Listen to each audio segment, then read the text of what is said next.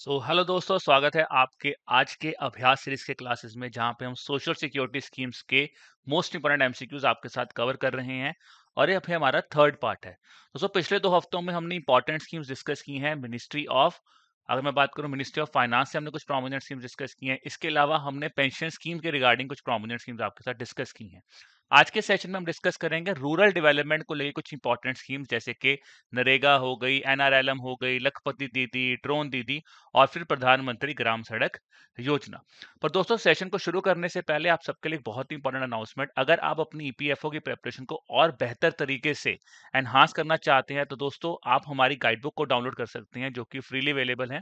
जहां पे आपको एग्जाम पैटर्न के बारे में पता चलेगा, आपको सिलेबस के बारे में पता चल जाएगा, और उसके साथ साथ आपको previous year question paper solve way में मिलेंगे, ताकि आप एनालाइज कर सके कि जो उस तरह के सवाल हमारे एग्जाम में पूछे गए हैं, हम उसको किस तरह सॉल्व कर सकते हैं और किस तरह से अपनी प्रिपरेशन को एनहांस कर सकते हैं। तो दोस्तों, लिंक डिस्क्रिप्शन में दिया हुआ है। मैं आप सबसे रिक्वेस्ट करूंगा कि आप जाके एक बार उस गाइड बुक को देखिए, और वो जरूर आपके लिए हेल्पफुल होगी। चलिए दोस्तों, शुरुआत करते हैं हम आज के सेशन के शुरू। तो पहला सवाल दोस्तों होगा हमारा होमवर्क क्वेश्चन, जो मैंने आपके पिछली क्लास से पूछा था। तो जनधन योजना में आपके साथ पिछली क्लास में डिस्कस कर चुका था, और क्वेश्चन ये है कि यहाँ पे कौन सी स्टेटमेंट जो है वो जनधन योजना के कंटेक्स्ट में सही है। ठीक है, पिलर्स के कंटेक्स्ट में सही है। तो प्रधानमंत्री जनधन योजना क्या यूनिवर्सल एक्सेस देता है बैंकिंग सर्विसेज के लिए? बिल्कुल देता है। फाइनेंशियल लिटरेसी बढ़ाएगा, ये तो ऑब्जेक्टिव है ही है।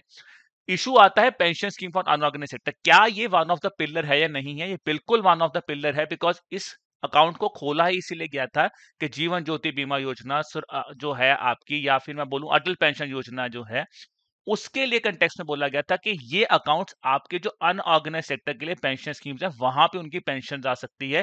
तो इस ऑब्जेक्टिव के साथ भी प्रधानमंत्री जन धन योजना को खोला गया था।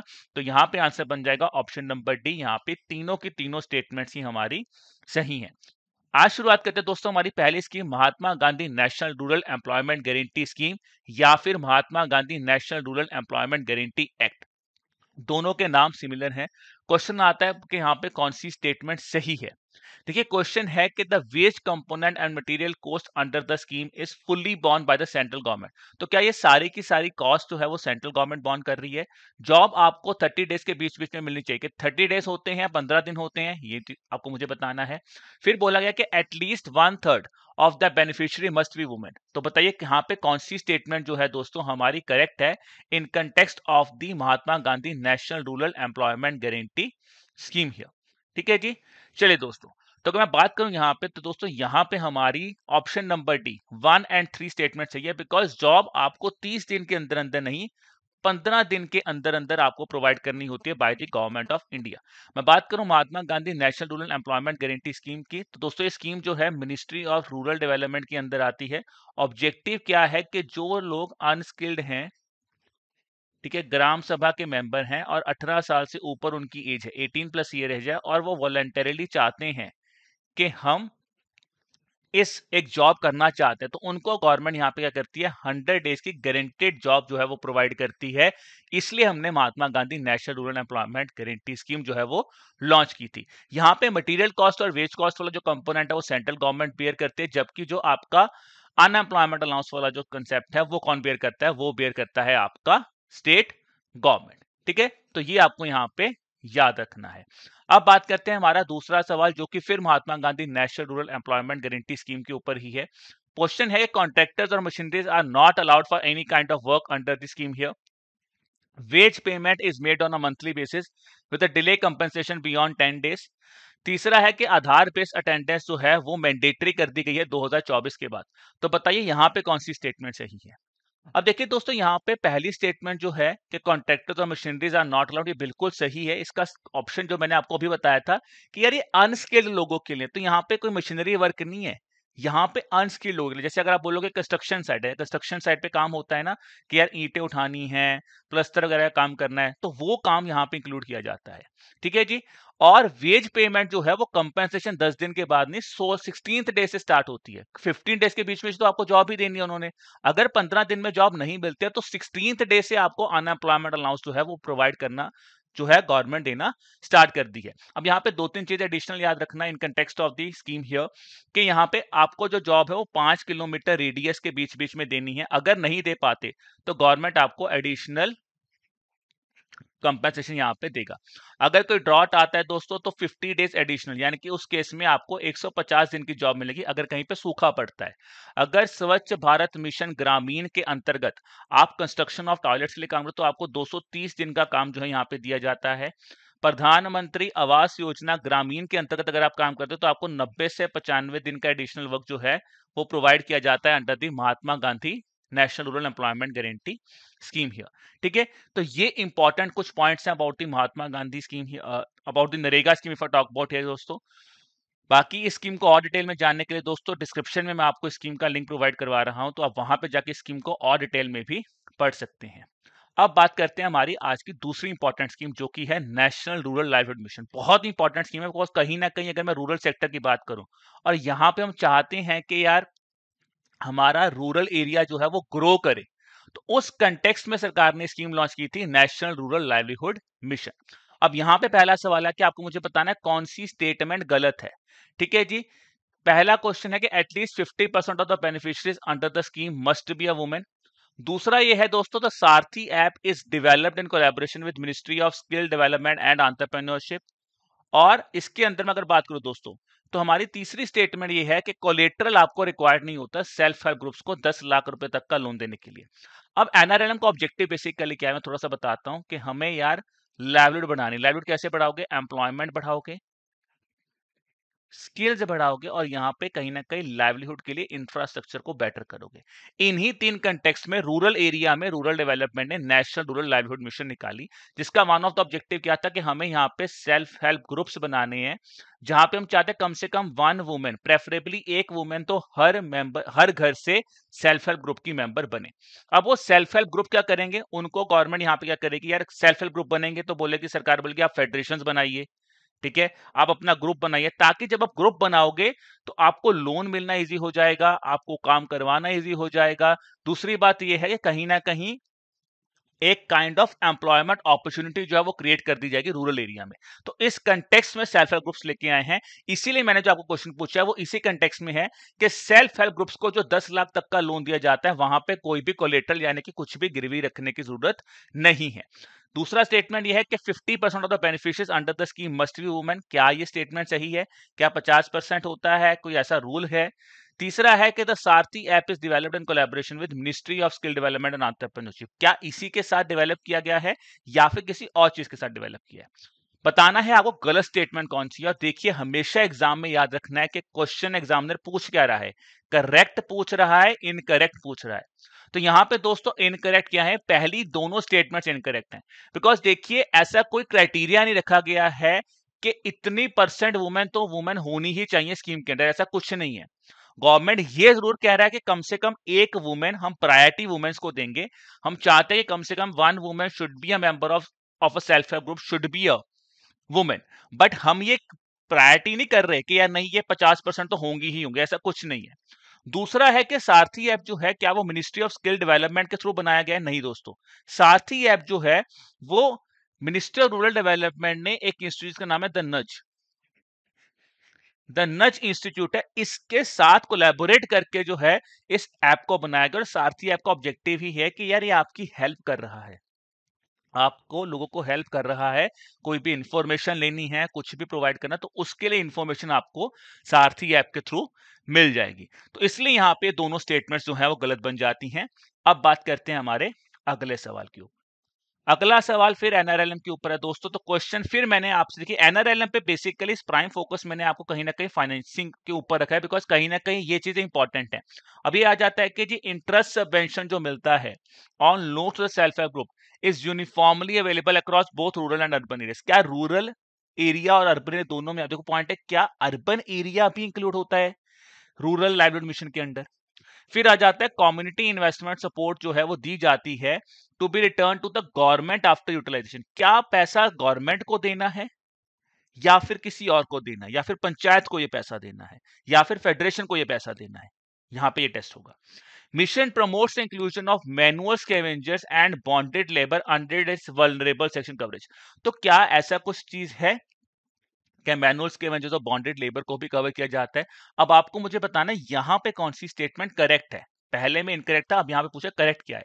तो दोस्तों यहाँ पे अगर मैं बात करूं तो यहाँ पे सिर्फ और सिर्फ थर्ड स्टेटमेंट ही जो है हमारी करेक्ट है। अब ये क्वेश्चन देखिए सुन लग रहा है कि काफी डिफिकल्ट है, बट बहुत इजी सा क्वेश्चन है। क्यों? क्योंकि जब ये स्कीम ही रूरल लाइवलीहुड की बात कर रही है तो यहाँ पे अर्बन एरिया पे फोकस तो किया ही नहीं जाएगा, बिकॉज अर्बन एरियाज के लिए हमारे पास अलग स्कीम है, that is national urban livelihood mission है।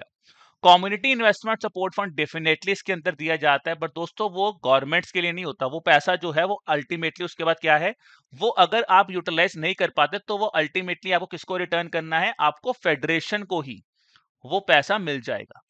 तो याद रखना, गवर्नमेंट के पास नहीं जाता, वो फेडरेशन के पास चला जाता है अगर वो प्रॉपर्ली यूटिलाइज नहीं किया जाएगा। फिर गवर्नमेंट ने क्या कि इसके अंदर रिवॉल्विंग फंड बना दिया। अब ये एक होमवर्क क्वेश्चन मैं आपको और एडिशनल देना चाहता हूं।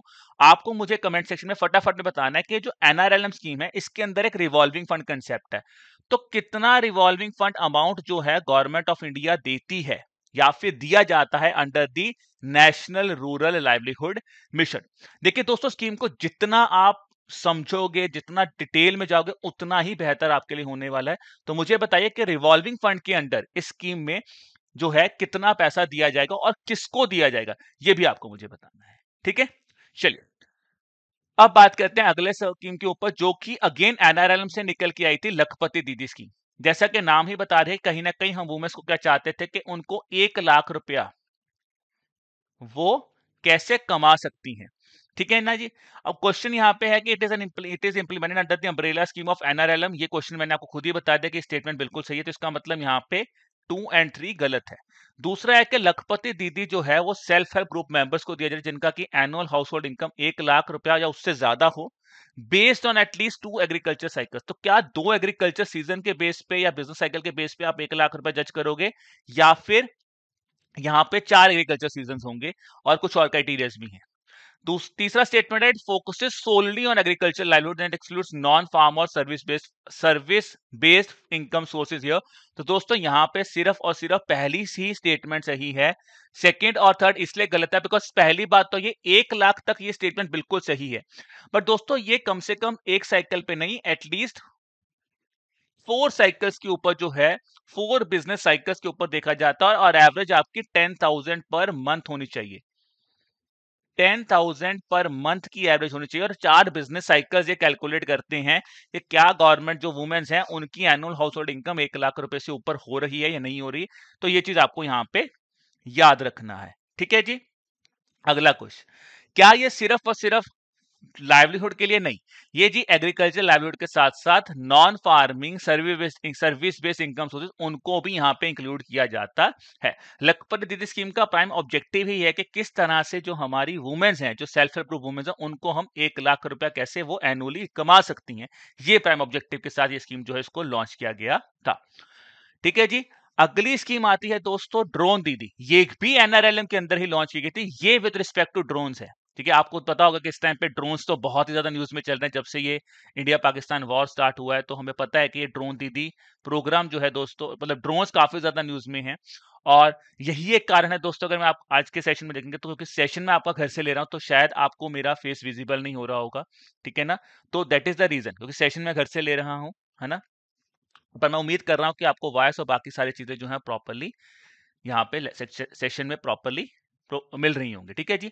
अब क्वेश्चन है कि which of the following statements are incorrect. यहाँ पे भी यही पूछा गया कि कौन सी स्टेटमेंट गलत है यार ड्रोन दीदी के कंसेप्ट में।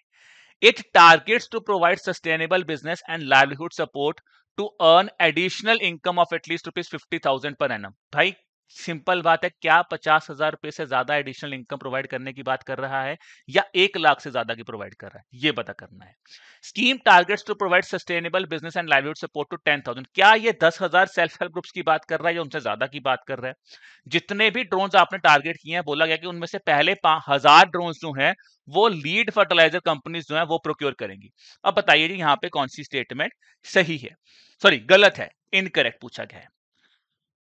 तो दोस्तों देखिए, ये तो छोटे छोटे स्कीम्स है ना, नमो दीदी, ड्रोन दीदी, जिसको नमो ड्रोन दीदी स्कीम को बोला जाता है, लखपति दीदी स्कीम हो गई यार, ये स्कीम्स हमें छोड़नी है, बिकॉज ये स्कीम्स रिसेंटली गवर्नमेंट ने अनवील की और कहीं ना कहीं इनका ऑब्जेक्टिव बड़ा है, तो इसलिए ये स्कीम्स भी उतनी ही इंपॉर्टेंट है जितनी की एनआरएलएम है। ओके, चलिए जी। तो यहाँ पे दोस्तों मैं बात करूं, यहाँ पे तीनों की तीनों स्टेटमेंट ही गलत है। कैसे? जो टारगेट है वो 50,000 रुपए पर एनम नहीं, it is 1 lakh per annum. Scheme का टारगेट है कि हमें 10,000 नहीं, हमें 15,000 सेल्फ हेल्प ग्रुप्स जो वुमेन्स हैं उनको हमें यहाँ पे जो है एक लाइवलीहुड प्रोवाइड करना है। और 1,000 ड्रोन नहीं है दोस्तों, आउट ऑफ दिस 500 ड्रोन जो है वो प्रोक्योर कौन करेगा, वो प्रोक्योर करेगी आपकी लीड फर्टिलाइजर कंपनी है। ठीक है जी, तो ये चीज आपको दोस्तों यहाँ पे याद रखनी है। चलिए अब बात करते हैं अगला क्वेश्चन ड्रोन दीदी स्कीम के ऊपर ही। ठीक है ना, कि सेंट्रल फाइनेंशियल असिस्टेंस जो है आपको दी जाएगी 90% of the cost of drone and accessories. ठीक है ना, up to a maximum of ₹8 lakh will be provided here.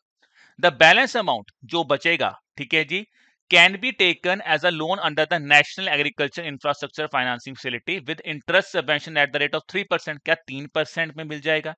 फिर है कि जो भी क्वालिफाइड वुमेन मेंबर होंगी, सबसे पहले वो 18 साल से और उनसे ऊपर उनकी एज होनी चाहिए। ठीक है ना, उनको 15 दिन की ट्रेनिंग के बेस पे सिलेक्ट किया जाएगा, जिसमें से 5 दिन की उनकी मैंडेटरी ट्रेनिंग होगी ड्रोन पायलट के ऊपर, और 10 दिन की जो ट्रेनिंग है वो की जाएगी एग्रीकल्चर पर्पस के लिए, agriculture use of nutrient. Because ultimately आप करना क्या चाहते हो, आप इन ड्रोन्स को लड़ाई के लिए नहीं लेके जा रहे, आप इन ड्रोन्स को सब जो फर्टिलाइजर स्प्रे होते हैं, जो पेस्टिसाइड्स जो यूज होते हैं, उसको कैसे स्प्रे किया जा सकता है, उस कंटेक्स्ट में आप इस स्कीम को यूटिलाइज करना चाहते हो। तो बताइए दोस्तों यहाँ पे कौन सी स्टेटमेंट सही है ड्रोन दीदी स्कीम के ऊपर? तो यहाँ पे दोस्तों सेकंड और थर्ड स्टेटमेंट जो है वो सही है, फर्स्ट स्टेटमेंट गलत है। बिकॉज सेंट्रल फाइनेंशियल असिस्टेंस 90% नहीं, 80% ऑफ द प्रोजेक्ट कॉस्ट जो है वो दी जाएगी, जिसमें मैक्सिमम आपको 8 लाख रुपए दिया जाएगा। उसके एडिशनल में जो दोस्तों पैसा है वो आपकी सेंटर क्लस्टर लेवल फेडरेशन जो है वो पैसा निकलवा सकती हैं, वो पैसा लेंगी। और वो कहां से अरेंज करवा सकते हैं? वो नेशनल एग्री इंफ्रास्ट्रक्चर फाइनेंसिंग के अंदर, जहां पे उनको 3% का इंटरेस्ट सबवेंशन मिलेगा, वहां से वो लेके आ सकती हैं। ठीक है, तो ये याद रखना। उसके बाद जब मैं वुमेन्स की बात करूं दोस्तों, तो ऑब्वियसली 18 साल से अलग, 18 साल से ऊपर की एज होनी चाहिए। ठीक है ना, और इंपॉर्टेंट पार्ट क्या है कि जो पहली वुमेन है उनको पायलट ट्रेनिंग दी जाएगी, जिसमें से 15 दिन की ट्रेनिंग होगी, 5 दिन की ड्रोन ट्रेनिंग, और बाकी 10 दिन की आपकी एग्रीकल्चर यूज ऑफ न्यूट्रिएंट्स की ट्रेनिंग होगी। जो अदर मेंबर्स होंगे दोस्तों, उनको अब क्या किया जाएगा? क्या उनको छोड़ दिया जाएगा? नहीं, अदर मेंबर्स जो है दोस्तों, उनको बेसिकली यहाँ पे हम क्या करेंगे, अदर मेंबर्स को हम जो है दोस्तों रिपेयर की ट्रेनिंग हो गई, जो फिटिंग और मैकेनिकल वर्क्स होते हैं, फिटिंग जो है या फिर मैकेनिकल वर्क का जो काम होता है, उसकी ट्रेनिंग हम वहां पे उनको प्रोवाइड करेंगे। ठीक है, तो अगर मैं इस कंटेक्स्ट में बात करूं दोस्तों, तो हमारी सेकेंड और थर्ड स्टेटमेंट यहां पे सही है और फर्स्ट स्टेटमेंट यहां पे गलत है।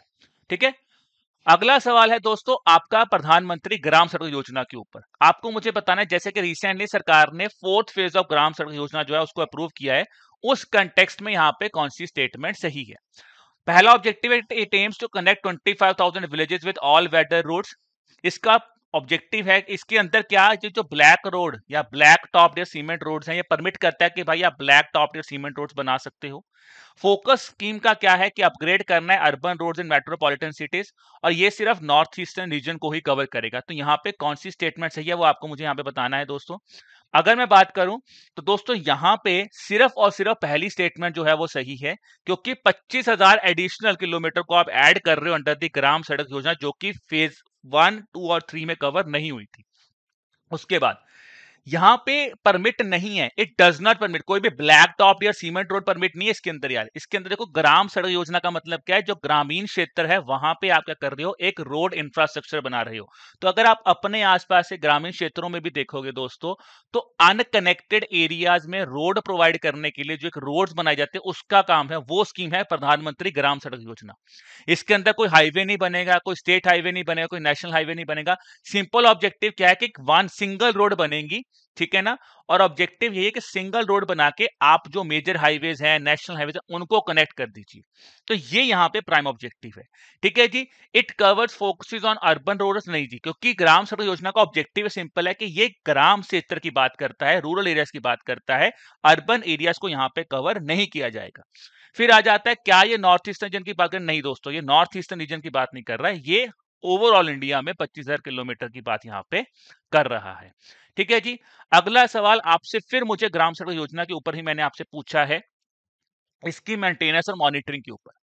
तो national rural infrastructure development agency जो है वो रिस्पॉन्सिबल है एग्जीक्यूशन ऑफ ग्राम सड़क योजना के अंदर, और ये डायरेक्टली ग्राम पंचायत ही मैनेज कर रहा है। दूसरा है the e mark software is implemented in all states for monitoring and maintenance of Gram Sadak Yojana. अब ये 10 साल के लिए, 10 साल आफ्टर कंप्लीशन ऑफ वर्क के लिए ये मॉनिटर करेगा। तीसरा है कि जो online management monitoring and accounting system है वो यूज किया जाता है as a mechanism for monitoring the construction of roads under the Gram Sadak Yojana. तो बताइए यहाँ पे कौन सी स्टेटमेंट सही है। अब दोस्तों अगर यहाँ पे आप बात करोगे तो यहाँ पे सिर्फ और सिर्फ थर्ड स्टेटमेंट जो है वो सही है। क्यों बाकी दोनों गलत है समझते हैं। देखिए ये स्टेटमेंट ना पार्शियली करेक्ट और पार्शियली इनकरेक्ट के फॉर्म में आता है। पार्शियली करेक्ट का मतलब क्या है, national rural infrastructure development agency जो नरीडा है वही एक्चुअल में एग्जीक्यूट करती है ग्राम सड़क योजना। यहाँ पे ग्राम पंचायत का रोल नहीं है, ना उनको कोई पैसा दिया जाता है, सिर्फ यही इसको एग्जीक्यूट करती है। और ये ग्राम पंचायत के कंटेक्स्ट में काम नहीं करती है, ये सीधा मिनिस्ट्री ऑफ रूरल डेवलपमेंट के साथ ही काम करती है। फिर जो दूसरी स्टेटमेंट है वो भी काफी हद तक पार्शियली करेक्ट है कि ई मार्क सॉफ्टवेयर का ऑब्जेक्टिव यही है कि मुझे उनको मॉनिटर करना है maintenance of the Gram Sadak योजना, पर 10 साल के लिए नहीं, 5 साल के लिए। 5 साल के लिए वो मॉनिटर करेंगे, 10 साल के लिए नहीं करेंगे। अगर हम ग्रामीण सड़क योजना की बात करें दोस्तों, या फिर ग्राम सड़क योजना की बात करते हैं, स्कीम रूरल डेवलपमेंट का ऑब्जेक्टिव है, ऑब्जेक्टिव यही था कि जहां पे भी यार रोड नहीं है, अनकनेक्टेड हैबिटेशन हैं, वहां पे हम रोड प्रोवाइड कर सके। अब क्वेश्चन आता है कि अनकनेक्टेड हैबिटेशन क्या होते हैं। अनकनेक्टेड हैबिटेशन वो होते हैं जो कि एटलीस्ट 500 मीटर या फिर 500 मीटर या फिर 1.5 किलोमीटर के पाथ में हो, ठीक है ना, हिली एरियाज में, ठीक है, 500 मीटर या फिर 1.5 किलोमीटर इन हिली एरियाज के पाथ पे हो, ठीक है जी। और कम से कम अगर मैं बात करूं दोस्तों, यहाँ पे प्लेन एरिया में 500 लोग, वहां पे 500 लोग रहते हैं और हिली एरिया में 250 लोग रहते हैं। अगर वहां पे रोड नहीं है तो इंपॉर्टेंट क्या है, तो वहां पे रोड कनेक्टिविटी प्रोवाइड करने के लिए प्रधानमंत्री ग्राम सड़क योजना सरकार ने लॉन्च की थी, ठीक है जी। इनिशियली इसको लॉन्च किया गया था लेफ्ट विंग एक्सट्रीमिस्ट एरियाज के लिए कि यार जो लेफ्ट विंग एक्सट्रीमिस्ट एरियाज है हम वहां पे जाएंगे। फिर आहिस्ता आहिस्ता क्या हुआ, सरकार ने इस रोड सिस्टम को बढ़ाया है, ठीक है। पहले लेफ्ट विंग एक्सट्रीमिस्ट है, फिर उसके बाद जो है हमने एग्जिस्टिंग रूरल नेटवर्क में 50,000 किलोमीटर की बढ़ोतरी कर दी। फिर सरकार ने बेसिकली क्या किया, सरकार ने लेटर ऑन स्टेज में आके बोला कि यार अब इनके अंदर हम हॉस्पिटल्स हैं वहां पे कनेक्टिविटी प्रोवाइड कर दीजिए। ऑब्जेक्टिव प्राइम यहाँ पे यही है ग्राम सड़क योजना के, जो रूरल एरियाज है उनको कैसे कनेक्टिविटी प्रोवाइड की जाए, इस ऑब्जेक्टिव स्कीम को लॉन्च किया गया था, ठीक है दोस्तों। तो ये थे हमारे आज के इंपॉर्टेंट क्वेश्चंस। बट सेशन को एंड करने से पहले अब दोस्तों आपके लिए एक होमवर्क क्वेश्चन मैं देके जा रहा हूं। लखपति दीदी के अंदर एक कृषि सखी कन्वर्जेंस प्रोग्राम जो है वो स्टार्ट किया गया था। आपको मुझे बताना है उस कंटेक्स्ट में, उस कृषि सखी प्रोग्राम के कंटेक्स्ट में यहाँ पे कौन सी स्टेटमेंट सही है। तो प्लीज मुझे कमेंट सेक्शन में बताइए कि इसका आंसर क्या है, ठीक है। और मैं उम्मीद भी कर रहा हूं कि आप कहीं ना कहीं जो भी प्रोमिनेंट स्कीम्स आपके prominent sectors of social security से रिलेट कर रहे हैं, वो अब आप उनको रिवाइज जो है और डिटेल में उनको पढ़ना स्टार्ट कर चुके हैं। बाकी दोस्तों सेशन को एंड करने से पहले इंपॉर्टेंट अनाउंसमेंट आप सबके लिए, और अगर आप अपने यूपीएससी एपीएफसी या इस साल की ईपीएफओ को टारगेट कर रहे हैं तो दोस्तों हम आपके लिए एक ही ऑब्जेक्टिव कि आप लोग सक्सेसफुल बने, उसके लिए हम आपको 3 डिफरेंट कोर्सेज के थ्रू हेल्प कर रहे हैं। अगर आप एक ऐसे एस्पिरेंट हैं जो कि यूपीएससी की प्रिपरेशन नहीं कर रहे हैं और आपको आइडिया नहीं है कि किस तरह से यूपीएससी की प्रिपरेशन करनी है, तो आप एक कॉम्प्रिहेंसिव वे में तैयारी करना चाहते हो तो आप हमारे मास्टर कोर्स को यूटिलाइज कर सकते हैं दोस्तों, ठीक है। अगर आप एक यूपीएससी एस्पिरेंट हैं, आपने बाकी सारा यूपीएससी का जीएस पढ़ा हुआ है, आपका सीसेट कवर हो चुका है, बट आपको स्पेशल सब्जेक्ट्स लाइक यहाँ पे इंडस्ट्रियल रिलेशन आता है, सोशल सिक्योरिटी एक्ट है, वो आप नहीं पढ़ा, आपको लगता है मैंने नहीं किया हो, मुझे वो करना है, तो आप स्पेशल सब्जेक्ट कोर्स को भी सब्सक्राइब कर सकते हैं, जिसका लिंक आपको डिस्क्रिप्शन में आपको इनका मिल जाएगा। बाकी दोस्तों अगर आपको लग रहा है कि मैंने सब कुछ कर लिया, बस मुझे जैसे मैं अब प्रैक्टिस कर रहा हूं मैं इसी तरह से और क्वेश्चंस प्रैक्टिस करना चाहता हूं, उसके लिए आप हमारी टेस्ट सीरीज को भी सब्सक्राइब कर सकते हैं, ठीक है दोस्तों। तो जो भी चीज आपको हेल्प करे आपका एम सक्सेसफुल करने के लिए, आप उस हिसाब से इन चीजों को यूटिलाइज कर सकते हैं, ठीक है दोस्तों। तो ये था हमारा आज का session on social security schemes. उम्मीद कर रहा हूं दोस्तों सेशन बढ़िया लगा होगा, आपको चीजें समझ आ रही हैं। प्लीज हमें बताइए कि सेशंस कैसे लग रहे हैं आपको। बाकी अगर आपके मन में फिर भी कोई भी डाउट आ रहा है दोस्तों आपकी प्रिपरेशन को लेके, तो आप हमें ईमेल ड्रॉप कर दीजिए। हमारी ईमेल आईडी है hello@edutap.co.in, या फिर आप हमें कॉल कर सकते हैं ऑन द नंबर 8146207241। ठीक है दोस्तों, मिलते हैं आपको अगले सेशन में अगले सैटरडे। तब तक के लिए मेहनत करते रहिए, पढ़ते रहिए और सेफ रहिए। चलिए, जय भारत।